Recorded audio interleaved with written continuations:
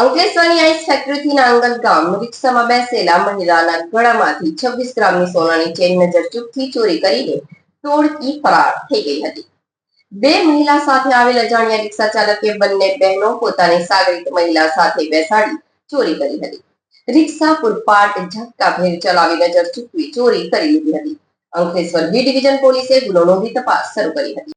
અંકલેશ્વરના નાંગલ ગામ ખાતે રહેતા શીતલબેન પટેલ અને કોકિલાબેન ગત 3 મેના રોજ અંકલેશ્વર આઈસ ફેક્ટરી જ્યુએલરી સેન્ટર પાસે સાંજે 5:50 વાગ્યે નાંગલ જવા માટે રિક્ષાની રાહ જોઈ રહ્યા હતા।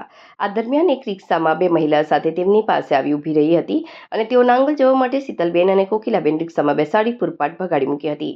દરમિયાન રિક્ષા આડી તેરી ઝટકા સાથે ચલાવી શીતલબેન પટેલની નજર ચૂકવી તેમના ગળામાં રહેલ 26 ગ્રામની સોનાની ચેન કિંમત રૂપિયા 2 લાખની કાઢી લીધી હતી। તુલસીવિલા આવતા જ મુસાફરીના સ્વાંગમાં રહેલ મહિલાએ પાર્સલ ભૂલી ગઈ છે, રિક્ષા પાછી વાળો કહી રિક્ષા થોભાવી દીધી હતી અને શીતલબેન અને કોકિલાબેન ત્યાં જ ઉતારી પલાયન થઈ ગયા હતા।